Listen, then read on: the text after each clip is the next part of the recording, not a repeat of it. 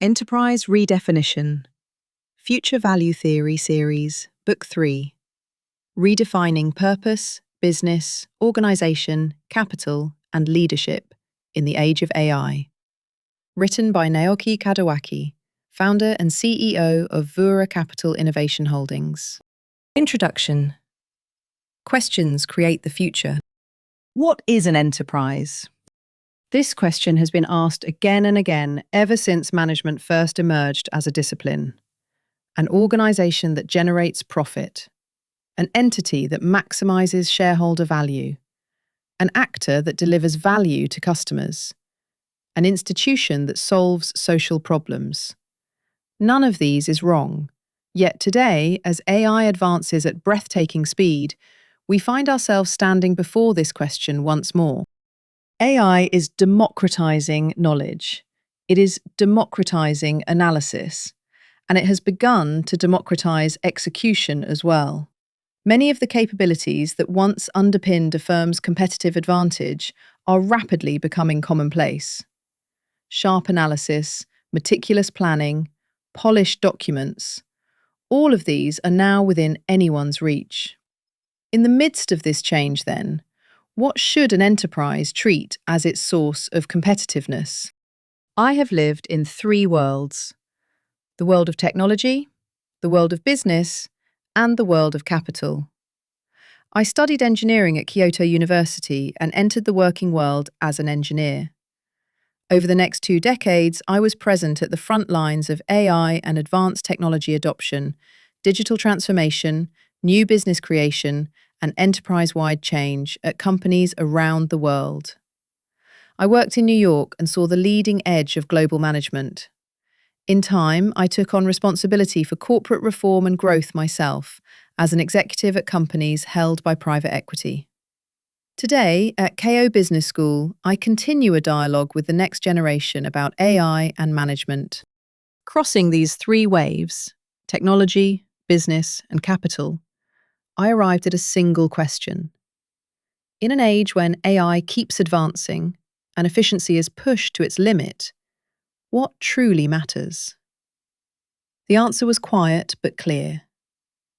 What matters is not what to do efficiently, it is what kind of future we want to create. The essence of competition is shifting from a stage of competing on efficiency to a stage of defining value itself. I call this the shift from a competition of efficiency to a competition of value definition. This conviction led me to a decision. In 2026, I founded Vura Capital Innovation Holdings, a company that sets out to rethink enterprise value itself and to create future value for society. At its foundation lies a single mission: to make people around the world happy through social transformation, technological transformation, and capital transformation. It may sound grandiose, but in the face of the seismic shift that AI is bringing, I regard it instead as a realistic question. In the first volume of this series, Future Value Theory, I laid out that theory systematically. Future value is the future that society collectively hopes for. An enterprise is what turns that hope into reality. In the second volume, Future Value Theory Q&A, I translated the theory into the language of practice through 100 questions that executives face every day. Yet understanding the theory does not, on its own, change an enterprise. Rewriting the purpose alone does not change it. Adopting AI alone does not change it. Driving digital transformation alone does not change it.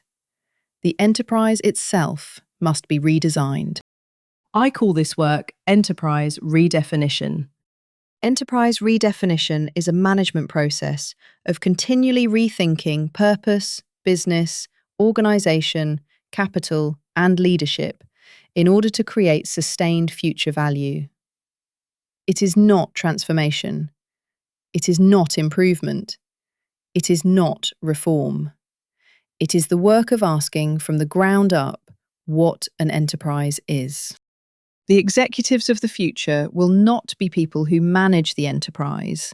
They will be people who redefine it. This book is an attempt to systematize a methodology for doing so. The first volume carried the why. This one carries the how. There is no fixed way to read it. Begin with the question you are wrestling with right now. One question will always give rise to a new one, and it is precisely that question that creates the future. This I believe.